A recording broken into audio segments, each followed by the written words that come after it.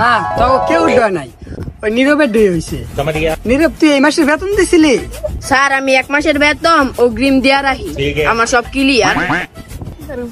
হাতটা সব ক্লিয়ার, আরে তোরটা তুই বেতন দিছিস এই মাসে? স্যার আমার তো 3 মাসের ডাবাইবেন দিয়া দি মনে পড়ে। হ্যাঁ বেটা চশমা খোল, বেতন দেন চশমা খোল। ওই হাই 3 মাসের বেতন বাহি। ইব্রাহিম তোরটা কয় মাসেরটা বাহি? বেশি না 8 মাস ভাই ইয়ারি মনে বাইগা। তোরা এমন বাহি রাখলে আমার সংসার চলবো কেমনে? দিয়ে দিস বেতন। হ্যাঁ তো সবাই পর স্যার হ্যাঁ লেন না। এই তোর বেতন কয় মাসের বাহি কয়লা? অগল ক্লিয়ার। মানুষ তো বেশি তোরায় না, কে বেতন দিছস হাত তুলবি, আর যে না দিছ হ্যাঁ হাত নিচে থুয়ে দিবি। আমি দিয়া দিছি। আচ্ছা নীরব তুমি তো দিয়ে দিছো। হ্যাঁ তুমি কত দি? 2 আর 2 কত? কি চাই কি প্রশ্ন দেয়? 2 আর 2 চাই। সাবাস, হইছে।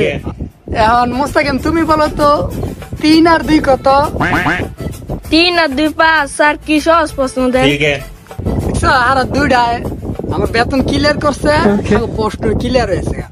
আচ্ছা আরেফা তুমি কও দেখি 20 টাকা কেজি দুধ হইলে শেফালির মার নাম কি? স্যার এটা কি কইলেন? তুমি কঠিন প্রশ্ন দিলাম না পারমু। তোমরা বেতন ক্লিয়ার করো না, তোমাকে সহজ প্রশ্ন দিমুনি। আচ্ছা তুমি কও দে ইব্রাহিম, তুমি তো বেতন দাও নাই। আর হ্যাঁ তো 8 মাসের বেতন দেন একা। হ্যাঁ রে হেমন করে প্রশ্নটা করেন। তোর ভাগটা মানি কত? ইব্রাহিম তুই কও দেখি একাডি কুই শাকের দাম যদি 20 টাকা হয় তাহলে লাল্লুর বাপের নাম কি? লাল্লুর বাপের নাম হলো মজিবর। আম ফাইরা